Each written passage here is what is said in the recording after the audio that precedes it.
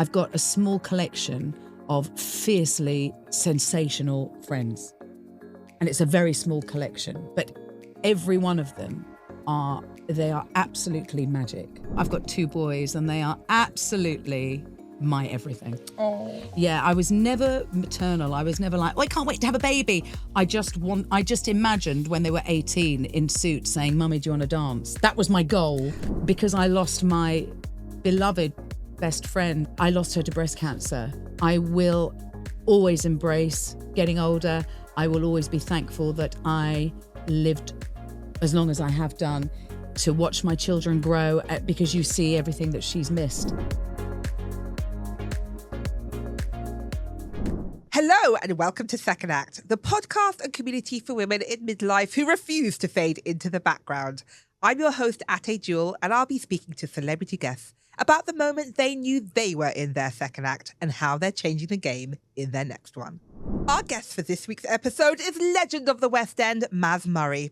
Mazz has performed in a number of iconic shows on the stage, including We Will Rock You, Rent and Chicago, and has released 2 solo albums. She's currently owning the stage as Donna Sheridan, the lead role in Mamma Mia at the Novello Theatre.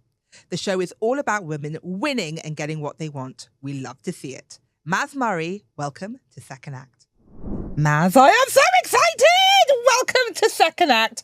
I wanted to high kick and do jazz hands as you came in. You missed her singing, folks. We literally just got Mariah Carey. Mariah! Yeah, we got Mariah Carey. Yes. In another life, I don't think I'm talented enough, but in another life, I would have wanted to be a dancer or a singer or some kind of performer. So I'm so excited. There's loads of people that aren't talented enough that do it. What are you talking about? There's loads. It's true. But thank you so much for coming on Second Act. Thank you for having me. I wanted to kick off by asking you, please summarise your first act in 3 words. My first act of my life, gosh, in 3 words. Fun but broke. Ooh, so an artist. Yeah, so the first part of my life, great fun, but never enough money, always broke. And how did you navigate that? Because that is the life of an artist. Well, I made a decision to not leave jobs. I think most people that were in my position at my age, they wanted to explore different roles and do different things. And then when I landed the Killer Queen working for Queen, I thought, this would be quite a good way for me to get a mortgage and to buy a flat. And so I just sat tight, looked after my job, looked after my position in the show, and I was there for a decade. I love that for you, though. So everybody was like, move on, do something else, you'll get pigeonholed. And I was like, all right, but I'll have a flat, so pigeonhole me. So while everybody else was going out and trying different roles and doing different things, for me, the success at that time was to earn money doing something that I loved. That's what I called successful. So I just stayed, and I was working for the greatest bosses in the world in one of the best shows ever, fun-wise, off the chart, terribly anarchic and extremely naughty. And, shows aren't run that way anymore. And it was just great. So that's really how it all began for me. I love that. But so you have your head screwed on, basically. You're sensible as well as being creative. Yeah, I mean, I think I just wanted to make sure that I would have a flat and I would at least have that, if nothing else. But it was really difficult for many years. I mean, I know it is now for youngsters, but it was really difficult. The interest rate was horrendous. And I remember I couldn't even afford to go and have a pizza. I mean, I remember those days that it was absolutely hand to mouth. I got paid, I paid my mortgage, and I went home and thought I'll just get through it. And I did. I remember when I worked at magazines and I was interning, it was the days where you worked for free. And everyone else was buying flats and cars. Those days still exist in my profession. Oh my God! But I was working for free, and I remember asking my boyfriend at the time, "Can you get me a frappuccino?" Because that was I couldn't afford a frappuccino. It's amazing, isn't it? £3.20 or something, and it was just all that work. But it's the price you pay for a fun life. Yeah, well, a fun life, but also I was learning my trade, and in those days we really weren't paid well at all, and. There were many producers that they just didn't. I don't know how we did it. I mean, it's still around now. Unfortunately, when you do anything that you love, people take advantage of it. They know you're going, everyone's replaceable and blah. But ultimately, if you're good at what you do and you work hard and you're professional and you apply yourself, you get the benefit and the reward later. Yeah, hard work is always rewarded. Yeah. I believe that. I'll tell my kiddies. Yeah. Just graft and keep your eye on the prize. Yeah. If you were to give yourself a report card for your first act, what would it say? She is often late, but when she is in class, she really applies herself. I relate. And she is the clown. But I work hard. A grafter. Yeah. Yeah. I look naughty, but I'm not. Are you quite conscientious? Yeah, very. Yeah. Have you got secret head girl energy? Yeah. It's not secret. You want to be the best. I mean, I'm not a prefect. No, you're not going to rat anyone out. No, I'm not a prefect, and I don't really read the rules. But I'm a good girl. I'm very good at falling in line, but I am a natural leader, so I'm not great with all of that. And that's great for the profession you went into, because it's team player, but also solo, but also you have to look inwards, but also being part of a family and a team. Do you think that helps you? Yes, I love that. I mean, especially at the moment in Mamma Mia, we've got the most brilliant cast at the moment. And I've lived through a lot of these cast changes, but we are all deeply in love this year. It's extremely good. But I think some people are really good at self-policing, and I'm quite good at self-policing. Ooh, the discipline. Yeah, I feel like I know when to call it a day, and I'm not the last one out. I'm not the last, I was never a drinker and didn't do drugs, and, just a good girl, really. I'm a good girl as well. Yeah, I'm a good. But I look really naughty. People think I'm naughty. Yeah, you are. I say I'm a spicy vanilla latte. So I'm quite nice. I'm quite a good girl. A little bit spicy, but I'm quite a good girl. Yeah. You'd say the same. Yeah. So interesting. Did you always know you were going to go into performing? Was there a moment when you realised this is what you wanted to do? Yes. I always knew that I wanted to be a performer because everybody in my family did it. Yes. Oh. So unlike most families where, one of the children is the star, everybody in my family is the star. Everybody. Was that actually more pressure in a funny way? I've got no idea, because I've never experienced it any other way. So I was never the child of a doting family that were like, she's amazing, because they all thought they were amazing. So it was, Christmas Day at our house was everybody did a turn.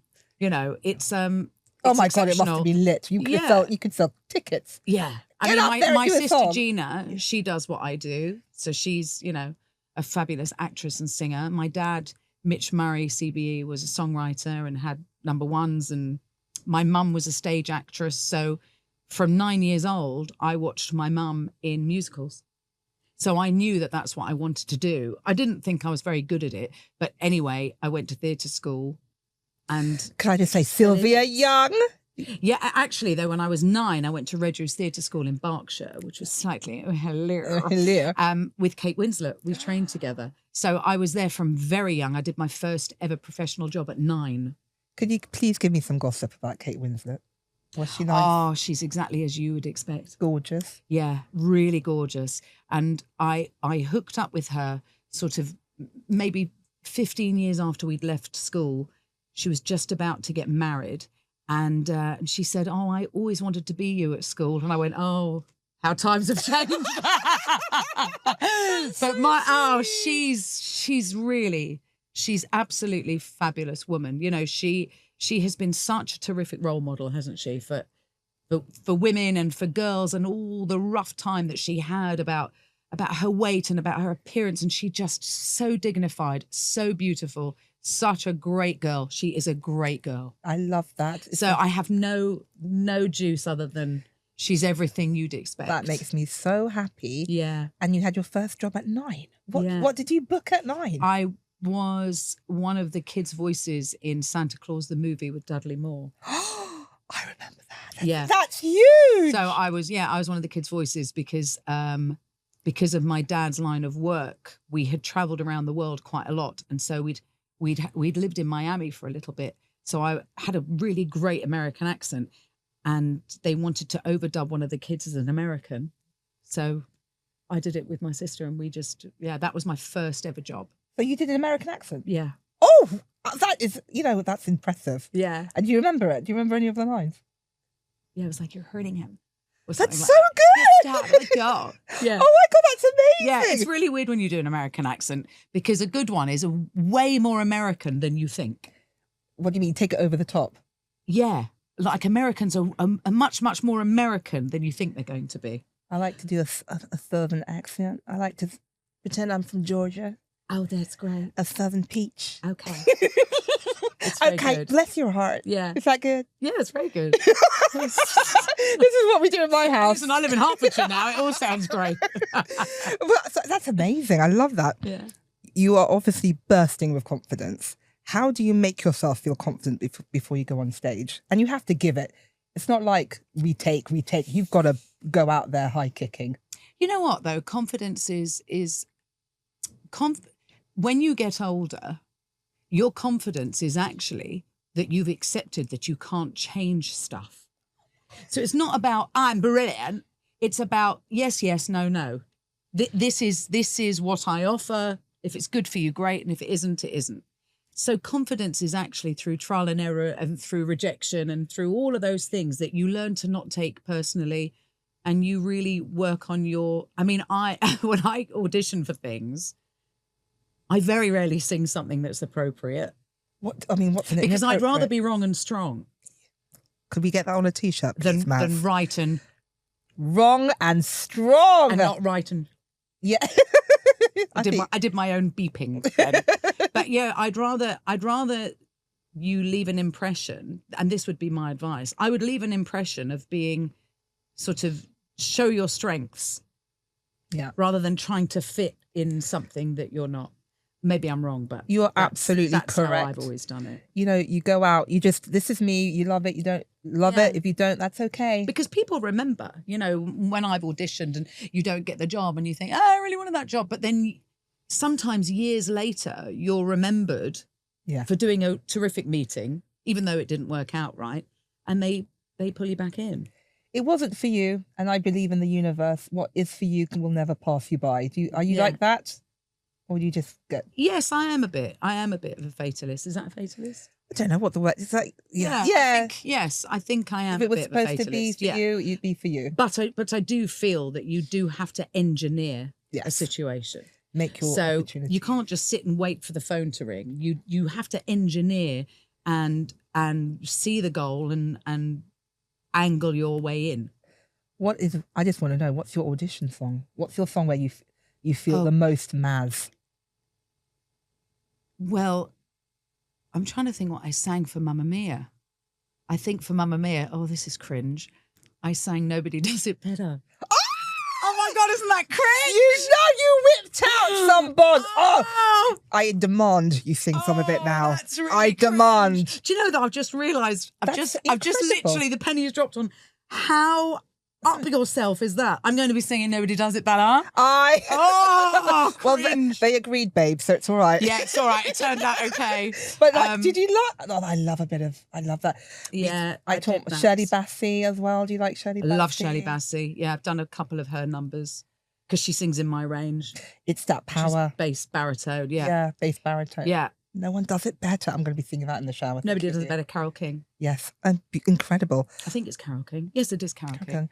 But yes, I sing Elvis a lot for auditions. That's interesting. I know, right? Simon Cowell says it's very interesting when women sing men's songs or men sing women's songs. It always makes I nearly always sing men's songs because they're nearly always in the right key. Yeah, and there's a power to that in the song. Well, when a man writes a song for a woman, he's writing it in his key.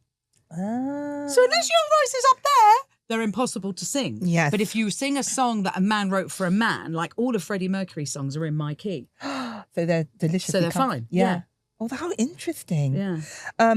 Again, growing up feeling like the world was not built for you. Did you feel like that's how I felt? Did you feel like that? That's why you have to subvert things and make them fit for you. Difficult because I went to theatre school, so we were all misfits. So you all... You know, there's something really special about stage school is that when you're in a normal school, I say normal school, but, you know, a state school, let's say, of which I went to quite a few as well. I went to 11 schools in my life. That is interesting. Yeah, my parents didn't sit still. Yeah. So I was always the new girl. There's a power to that. Well, yeah, because when you're always the new girl, boom, you never feel part of the party. Mm-hmm. You've never been invited. Yeah. You are always the odd one out. So you develop these skills and this resistance to be being able to walk in a room and just be comfortable with nobody knowing you and not having any mates. So it's fine. It's a skill. It's a skill, yeah. But it's a really valuable skill because my sister and I we never had time to build communities, you know, and friendships. So we always, like you, felt like I haven't really found my people yet. But then we went to theatre school and you're like, you're all crazy like me. Yeah. So then you're okay. No one was the extra one, is what I'm thinking. That's right, yeah. Was it like Fame? Was it very much so? Were people just high kicking and singing? Yeah, in the early days of theatre school, I mean, definitely at Redruth's and at Sylvia Young, it was absolutely as you'd imagine. Yes, high kicks off desks and wearing tracksuits and ballet shoes. And in fact, my report card said, I did point work. And my report card said, I'm sorry, I don't know who she is because I never went. And in those days, you know, Ofsted, I mean, it just didn't exist. You know, for theatre school, they wouldn't know where to start with us because one hour you're in English and then you're in national dance and then you're in modern and then you're in tap and then you're in geography. I mean, it was chaos. Why did you not go? Are you not a ballet girl? Oh, no. I'm a ballet girl. Oh, no, I'm not a ballet girl. I didn't have the right body for ballet. I wasn't, you know, you really got to have legs up to your armpits. I was never like that. I was built like, you know, a lioness. Just didn't happen. Yeah. Oh, I think you opted out. You're like, you know what? If I don't fit, I ain't going. I wasn't very good at it. I just wasn't very good at it. And I had studied ballet and all dance from the age of 9. And they kept saying to me, Miss Linda, my gorgeous teacher, she kept saying, straighten your legs. And I went, they are. She was like, no, straighten your legs. I went, no, this is it. That's it. No, but they're not. But I said, no, but they are. That is it. Although they don't look straight, that's all you're going to get. And I thought, this is a waste of my time and hers because you know, as much as you love it, you're not cut out for it. Can I just say that is so powerful to know that as a child. Does the term second act mean to you? Well, now, really, you're in it. Yeah, I think I've just started it. Yeah. What is there anything that pinpointed it? Career, relationship, life, motherhood? I mean, all of the above. Absolutely all of the above. I think you get to a point and you suddenly turn a page where you're not worried about doing what you want to do. You know, you get to a point where you're just like, well, I don't want to do that. And even if it's being around people that you feel you should be around, but you don't want to be, I just don't do it. Oh, is it the delicious end of people pleasing for you? Yeah, I mean, I'm really good at the cull. Yeah, I'm always, really or is this a new thing? No, I was always quite good at it. But like you, when you're very busy, you naturally detach from bad energies anyway, and because you have a reason to, and you can. But I'm at a point in my life now when I really try to not do things I don't want to do. There's power in that. And I'm much more open about it. Whereas I used to get in knots and make excuses, and now I just go, no, I don't want to. I think that's the power of the second act. Yeah, that is the power, isn't it? Are you Gen X like me, where you're just brought up to be a good girl and pleasing and accommodating, and then when you reject that, you get free? Probably not as much as you, because I was brought up by complete lunatic rock stars, but they were very clear. They always wanted my sister and I to not be frightened to be different. Don't be frightened to be unique. Don't be frightened to do what makes you feel good, because you'll do it better. So we've always sort of lived by that. I've got a small collection of fiercely sensational friends. And it's a very small collection, but every one of them they are absolutely magic, and I need them and I love them, and I don't really want anybody else that isn't. Close circle. Yeah. There's a power to that. There really is. Yeah. I love that. Yeah. And I'm not social like I used to be. Why do you think that is? I can't stay awake. It's like... well, a comfort. Yeah. I don't want to start travelling home on buses at 2. I don't want to. I'm massively comfort. I like to eat nice things, wear nice things, go to nice places. Quality. Yeah. And socially, that doesn't always work out, does it? Because you're normally drunk at 2:45 in the morning trying to find your way home from the limelight. And those days are so done. Done. In heels. No. Done. Yeah. No. Uber exec all the way. Thanks, Yes. babe. Bye. That is the second act. Exactly. Yeah. That's it. Yeah. We need Uber exec in the house. That's Exactly. a sponsor because, Yeah. like, it's comfort. It's everything. Yeah, I completely agree with you. Yeah. We touched on it a little bit. What was the moment you knew you were in your second act? You were like, this is it. You're in it now, you said. Yes, I'm in it now. I think when you just are really confident and happy to say no. Yeah. I love that. You know, you just really are. Yeah. I mean, I do it to my children. I just go, no. And I just like to, because They go, well, their mother does it. And I'm like, well, go and live with their mother then. Yeah, I've got that. I've had You know, I can't, I'm sorry. You know, you can come backstage with me at the Isle of Wight Festival or, you know, if yin and yang, babes, you know. Oh, yeah, exactly. Yeah. Exactly. It's so funny. And I bet you're the coolest. And do they still think you're not cool? My kids? Yeah. No, they do think I'm a bit cool. Oh, that's good. Yeah, they do. I've got 2 boys and they are absolutely my everything. Oh. Yeah, I was never maternal. I was never like, oh, I can't wait to have a baby. I just imagined when they were 18 in suits saying, Mummy, do you want to dance? That was my goal. I was like, wow. I was like, oh, that could be really quite special. And then I got 2 of the most sensational young men I could possibly wish for. That's beautiful. I'm like you, where I was like, you know what? I'd love to be a grandma. Yeah. And also, I would love to, for me, I wanted 20 having a cocktail and a bitch about their lovers and their work. Yeah. That's what I'm like. Yeah. It's going to be really fun. Yeah. Exactly. Yeah, I think it's very important who you choose to have children with, because you know you're raising 2 little people that you want them to be, and I'm very lucky that we have got 2 really beautiful gentlemen. Yes. And I thank you for putting them into the world where my daughters will be. So thank you. Yeah. Were you excited to turn 50?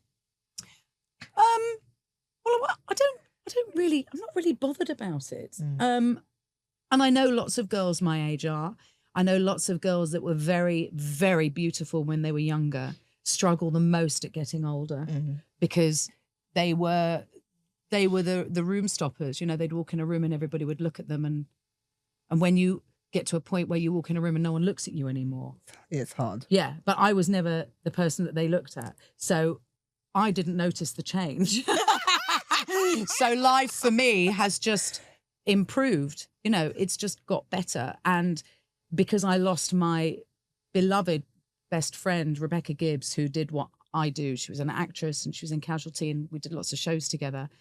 I lost her to breast cancer. She was 42 when she passed. I'm so sorry. And when you experience that and you witness that, it changes you forever. And it has changed me forever. I will always embrace getting older. I will always be thankful that I lived as long as I have done to watch my children grow, because you see everything that she's missed. So it just changes your perspective on life. It changes you. I don't sweat the small stuff. I'm not, you know, if you don't think I'm pretty fine, if you think I'm fine, whatever. I'm so grateful to be able to still live a happy, fruitful life that, yeah, it changes you. Well, bless you. And yeah. Aging is a privilege, isn't it? Exactly that. It's a privilege. And I remember her when she was really poorly, looking out the window saying, you're so lucky that you're going to see the beauty of this world for longer. And I've never forgotten it.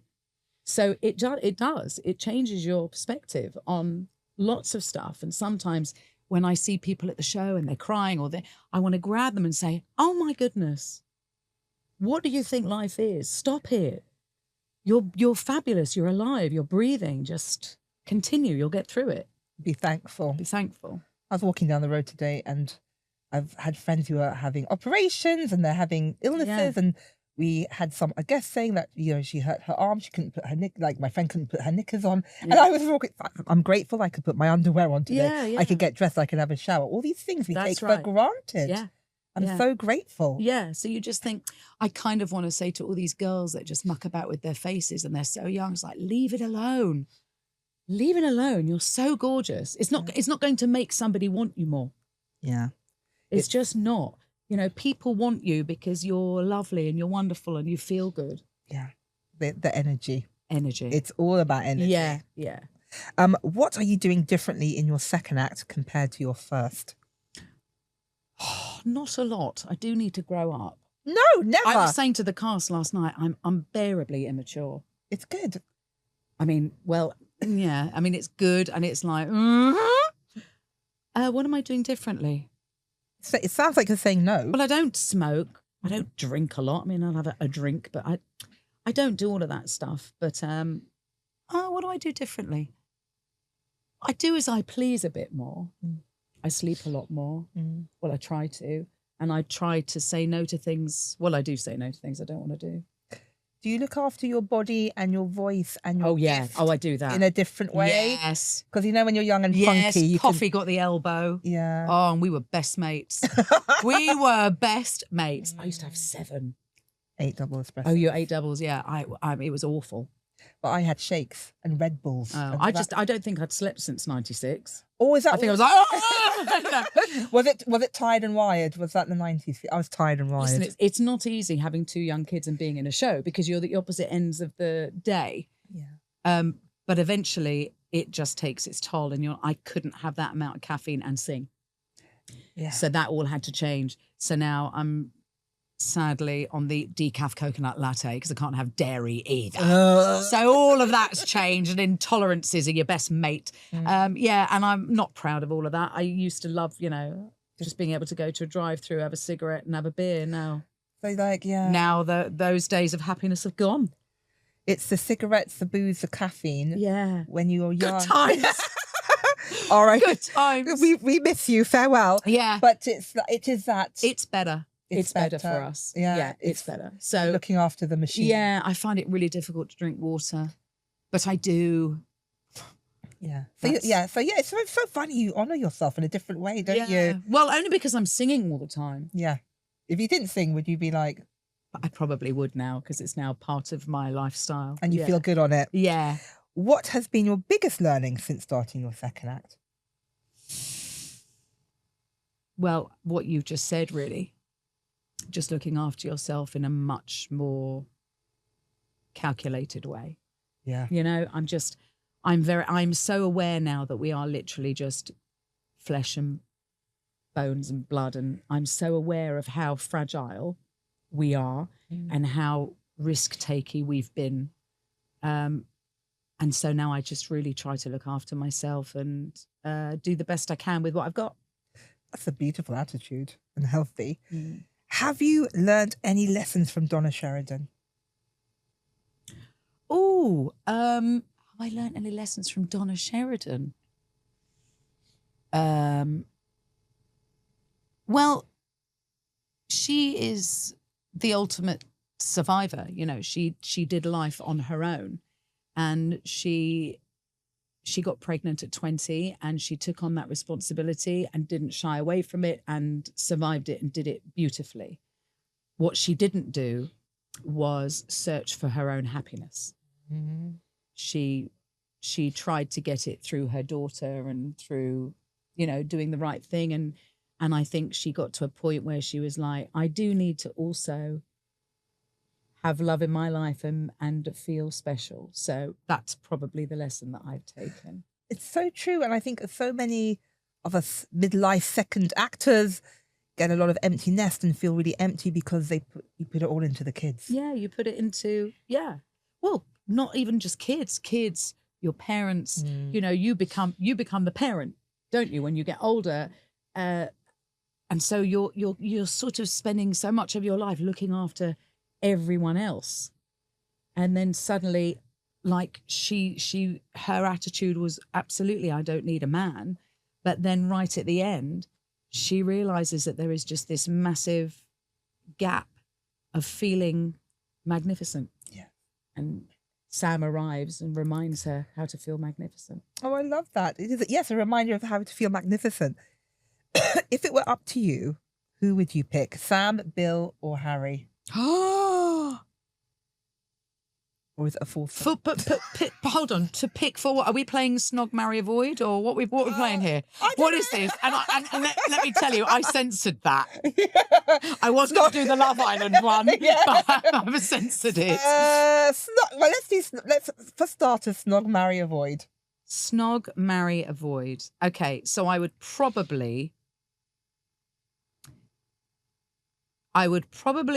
avoid Bill because, well, he's the commitmophobe, and he's just a traveller and a good time man, right? So I'd probably avoid that. And I would probably kiss Harry because he's gorgeous, and it would be non-sexual because I would leave him cold, so that's fine. And yes, I would marry Sam. Sam is a life partner, isn't it? Yeah. Amazing. I love that. And he builds stuff. He's an architect. Yes. Yeah. And as a performer, yes, balancing your career with personal life can be tough. Yes. How do you manage your personal time and raising two boys when you're in the middle of a very demanding performance schedule? It's all they've known. And it's all I knew growing up because my mum was in musicals, and so we used to have an hour and a half with her after school and then she'd go. And that's how my kids have grown up. So they're unbelievably understanding about it. They know I miss everything. I miss all the school shows. I miss everything. But I'm very close with them and I'm very tight with them and I communicate with them probably, they'd say, way too much. I did my own sex ed with them. Oh my God, how did that go down? That's terrifying. Well, I mean, listen, I thought I handled it really well. Yeah. They don't ever want to look at me again. But you did your job. That's so responsible. I did my job, right? I just said, look, it's better you know the facts. And both of them were just like, I don't want to ever have this chat with you ever again. And I mean, this was quite a few years ago. And one of them said, I can guarantee that I will never be doing anything that we've just spoken about. And I said, I can guarantee you absolutely will. You might change your mind. And he went, I don't want to have this chat. And I was like, fair dues. So yeah, it's hard to juggle because I'm mad about them and I don't have a lot of time with them. But we have great holidays together. We have great moments together. I'm a really naughty mum with bedtimes and things like that. But it's very special for me that if the time I do have with them, I spend with them. Cool memories. And we make a lot of memories together and we do lots of exciting stuff together and I take them to see WWE and all of that. And I love sport, so we go to the football together and I just try to really manage it well. You're cool, mum, aren't you? Yeah. Well, you're cool by mum. some standards. Yeah. What's the funniest or most unexpected thing that's happened to you on stage? The funniest, most unexpected thing is a fly. Oh, well, when there's a blue bottle and you're singing a song. Is that terrifying? Yeah. Oh. Well, it's not terrifying as much as you're frightened to open your mouth because it'll go in it. And your natural reaction is to do that, which of course you can't because you're doing a very powerful, and of course it's in the middle of me singing Winner Takes It All. So that's annoying because the audience want to find that funny and you've got to try and just ignore it and go, well, we are in Greece and the windows are open. So yeah, that's difficult. There was a mouse on stage when I was the Killer Queen in We Will Rock You and it was a very poisoned mouse. So he was walking on like, and so while I was singing, I could see the whole audience were looking and I turned around and I saw that, and I'm petrified. Oh. And I thought, it's going to gut my legs. It's going to gut my trousers. It's going to gut my trousers. It's going to gut my trousers. So I decided to do that with my feet all the way through the scene to make it not go near me. But in this particular instant, the stage lifts, it revolves, it comes back and it goes back down again. And when it lifted, the mouse had angled itself on the edge. Oh. So it lifted, it turned around, and we all knew it was gonna... that mouse is going to be decapitated in 30 seconds. And so while I'm singing, and it's a kind of magic. And while I'm singing, you can see the audience going, and I was playing the Killer Queen. It couldn't be more appropriate. Yeah. And so as it went down, I was like, and I said, he's gonna get it. And it just went, oh. Yeah. You can't make it up. You couldn't make it up. So yeah, that was pretty special. Decapitated mouse and flies. Death of Mickey Mouse, that was, yeah. On cue. On cue. Oh, yeah. If you could perform a duet with any artist, present or past, who would it be and what song would you choose? Oh, crikey, that's so difficult. Any artist? Any artist. Oh, Elvis? Oh, I see, because it can be dead. Dead or alive? Oh, yeah, Elvis. I feel you're an Elvis. Yeah, and if it had to be alive, probably Michael McDonald. Ooh, interesting. Yeah, I love him. Yeah. Love him. And what would you sing with Elvis? One Night With You. I think you manifest through your songs, Mazz. He's really that's 68 special when he's in black leather. Black leather is out of this world. That's my Elvis. Yeah, 68 leather. Black. That's my Elvis. That's my Elvis. So 68. Yeah, please look that up when he's singing One Night With You. That is top lip. Rude, and that even is rude now. Mm-hmm. That is class. Yes. Oh, and what would you sing with Michael? Michael McDonald. Oh, I'd let him choose. Oh. Yeah. He's one of my favourite singers. I love that. Yeah. Has your process as an artist changed as you've got older? No. Disgusting, I am. Same. You mean vocal process or just... Preparation. Oh, vocal. Disgusting. I'm disgusting. What do you do? Nothing. You're just gifted, talented? No, I'm just... You listen. Me. You don't do all these exercises. No. You don't do the salt water. You don't do the. I do if people are watching. I feel like I should, but no. And we had a new stage manager join the other day, and I thought he's going to think I'm absolutely disgusting. And I know that they've all said to them, she'll always be late. She'll run at the last minute. So I made every effort to be early and arrive and doing all the things, like holding every hand. And he said, and he's from Brazil. He went, they've already told me everything. I was like. Oh, I can relax. Yeah, it's fine. Yes, look, I have a terrific work ethic, but when the gods are against you, they're against you, and there's not a lot you can do about it. And when they're with you, they're with you. And so, as long as I'm chilled and I'm relaxed and I'm okay, then I know I'm going to have a great show. Yeah. So it's the preparation of the mental, making yourself still. That's important. It's so psychological. Life is, isn't it? You know, you always get a spot the night before you're having a photo done. It's psychological. And so I try to not think about it and just be. I mean, every morning I wake up and I do a wee-wee and I go, yay, just to check I've got a voice. That's it. Oh, I love that. Yeah. And then you know if you're going to be able to do the show. Do you decide, I'm going to have a good show today? Is it a decision for you? No, it's vibe. Ooh. And I hate that word, but it's vibe. It's the audience. It's who you're on with. It's how you're feeling. It's sometimes there's just a crackle and the atmosphere is electric. And sometimes it's a day at work. And when it's a day at work, how do you G yourself up? 3 Red Bulls. Oh, I couldn't have answered that quicker, could I? But 3 sugar-free Red Bulls and I'm absolutely wired. Gives you wig. Yeah, it's my favourite. It really is. I love that. It really works. Really? Oh, yeah. They all know in the show. They're like, oh, she's had Red Bull. I'm like, yes, she has. It's a 3 Red Bull day. Yes. Dancing Queen becomes River Dance. It's like, it's impossible. I love that. Oh, yeah, but I'm 50 and it's hard work. You forget that. It's hard work. It gets harder. Has it become harder physically? Only the next day. That's interesting, yeah. Not while you're doing it. Yeah. While you're doing it, like, I'm so got this, jumping into splits. It's the next day you go, I've died. I've literally died. Help me. It's recovery. It's recovery. It's recovery. You don't have it in a show. Yeah. Because you do it again. Yes. And you just... So, God bless Lady Gaga, but she very rarely does 7 a week.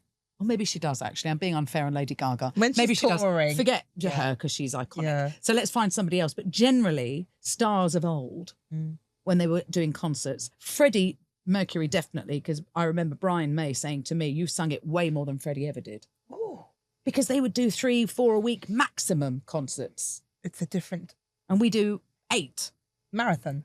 marathon. Yeah. Yeah, Sprinter marathon. sprinter marathon. Yeah. Oh my God. What's your dream role and why? Oh, I'm doing it now. I'm doing it now. What's my dream role and why? There's quite a few I'd like to do. Do you want the list? Yes. I'd like to do Gypsy. Nice. I'd like to do Hello Dolly. I'd like to do what else would I like to do? I'd like to do Madame Thénardier one day. There's lots I'd like to do. And I think there's loads that I don't even know I want to do. That's interesting.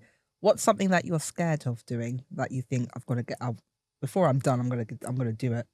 Is there anything you're scared of? A play. Like a play.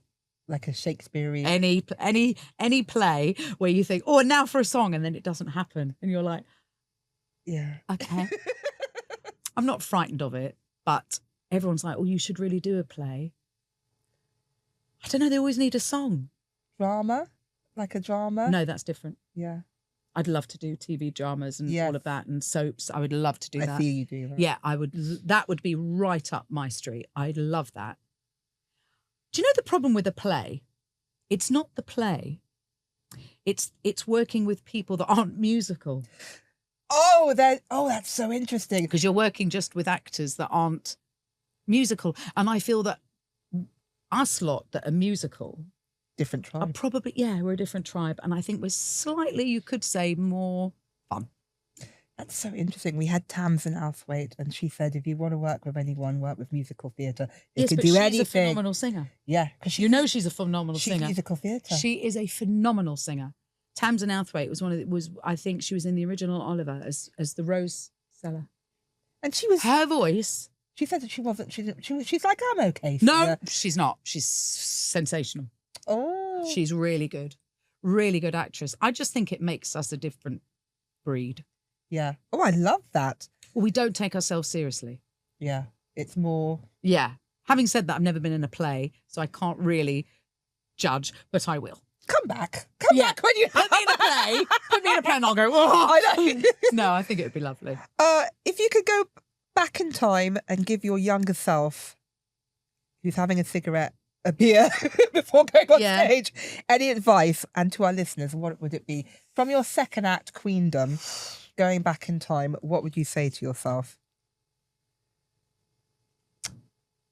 What would I say to myself? Yeah, your younger self. Gosh, I mean, I do get asked this question and my response seems so bizarre, but I really stuck to my guns on things.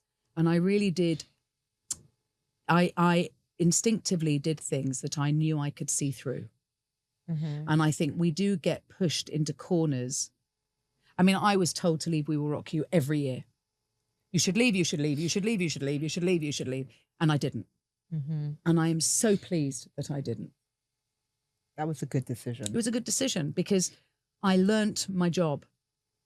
And to other people, they're like, but you're having the same day at work every day. It's like, I'm not. No. You know, everybody in this office comes in every day. It's not the same day. Mm-hmm. I learnt so much. I was around the most amazing people, and you learn through trial and error. Good audiences, bad audiences, good sound, bad sound, good lighting, bad lighting. You know, I learned so much, and yet everybody told me to leave, and I didn't, and I stayed, and I've always stayed in something for as long as it makes me feel good. And I think I think you should follow your heart. So you learnt to trust your heart and your gut. Yeah. And that's a very important life lesson. But I don't know if other people are as instinctive. So I would take advice, but I think you do have to follow your heart, because as much as you can advise other people, you can't live their shoes. You don't know if they can deal with it.